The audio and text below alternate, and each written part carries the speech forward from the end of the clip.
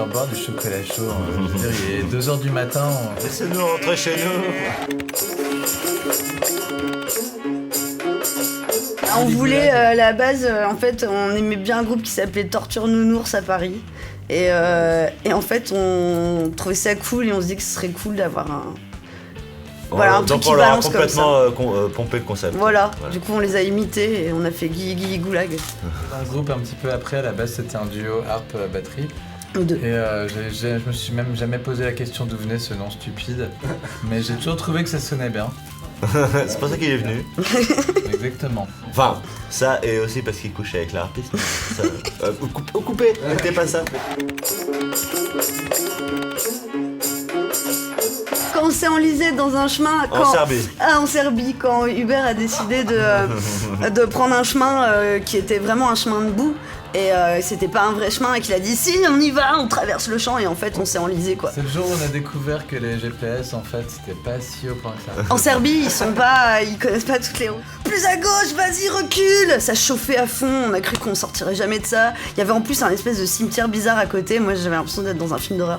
C'était horrible. Et puis sinon les loups c'est aussi c'est quand tu demandes où tu dors et qu'on te dit que tu dors là où tu as joué. C'est-à-dire sur le tapis plein de bière de la batterie. Ah, sinon il y a le concert au Cirque électrique qu'on a commencé et qu'on n'a pas pu finir. Ouais, parce qu'on a eu des problèmes de son en permanence. En fait, faut savoir qu'une et qu'on a commencé presque à s'engueuler amoureusement sur scène.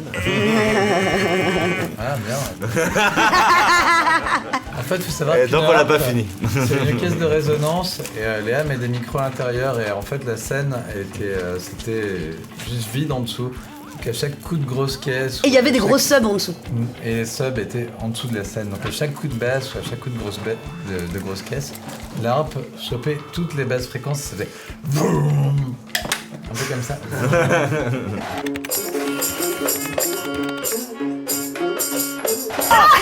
Alors c'est nous trois réunis. En fait on n'a jamais réussi à déterminer. Tu veux dire le plus chiant de nous trois ou le plus chiant? Quelque chose à dire. Mais non, mais c'est moi évidemment.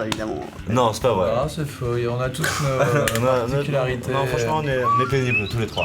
Ouais, à notre manière chacun. Voilà. On est vraiment chiants. Ouais. On apprend à s'aimer.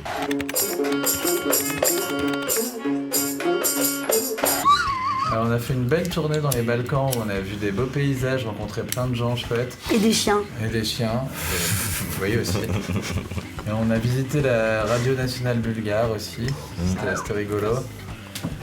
Ah, le plus beau C'était souvenir. une belle tournée. Ouais, c'est une jolie tournée. Bah les beaux concerts aussi quoi, tu vois, quand tu fais un putain de concert et que tu sens les gens et que t'es dedans, on est ensemble et puis t'es avec les gens, bah ça c'est génial. Bah on est des alcooliques hein, évidemment, comme tout rocker qui se respecte. J'aime bien fumer dès le réveil. Ah pas moi, moi je fume pas. Moi j'aime bien lire Détective.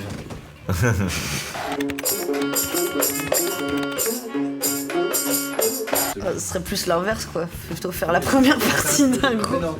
Los Piranhas, Orange Pazuzu, sinon... Gramoulele. Non. On peut inventer des groupes. Ouais, les géants verts. Non, ça c'est. C'est dans Wayne's World. Wayne's World. Putain, je suis en train de les citer du références. Master Musician of Bukake. Master Musician of Bukake. Francis Cabrel. Michel Sardou. Je sais pas, il y a plein de groupes tellement magnifiques. Voilà, apparemment. Non, on n'ira pas plus loin sur la question. J'aimerais que notre musique soit chamanique. Après, c'est prétentieux et je pense que ça l'est pas totalement parce que le chamanisme, ça fait partie de certaines cultures et c'est pas forcément la nôtre. Mais en tout cas, moi, c'est ce que j'ai à l'intérieur de moi quand j'essaye de faire ma musique. C'est ces trucs-là qui m'animent et dans les musiques que j'aime, il y a un truc comme ça. Ouais, il y a beaucoup de quelque sourds chose qui prennent de l'ayahuasca. Non, dans le chamanisme, il y a le côté brut, il y a le côté trans évidemment, mais il y a le côté brut et puis il y a le côté psyché. Et le côté brut,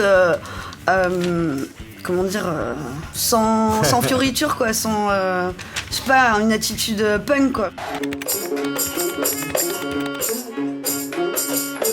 Runes Gramophone, Tzadik,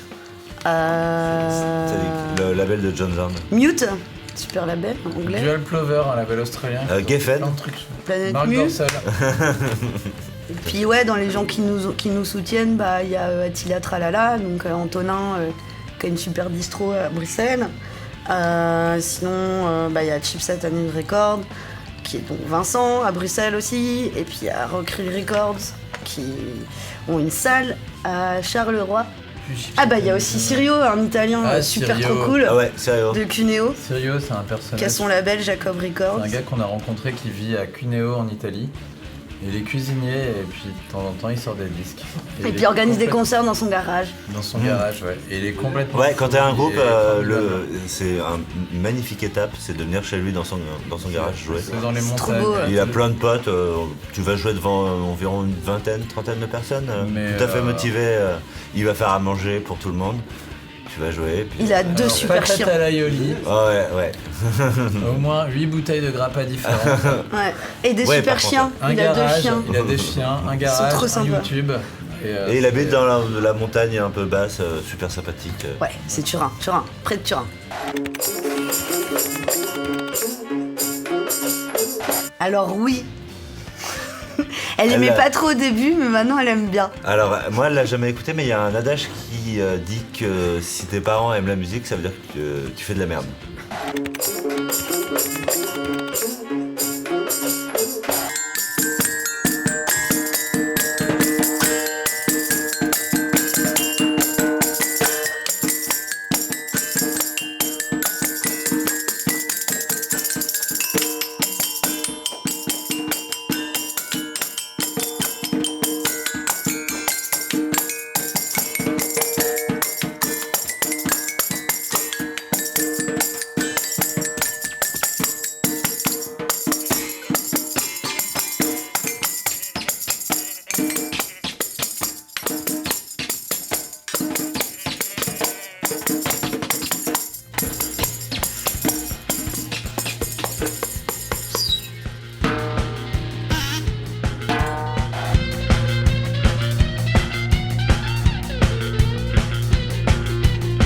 D'habitude, on nous envoie les flics. Surbrûlé tout ça.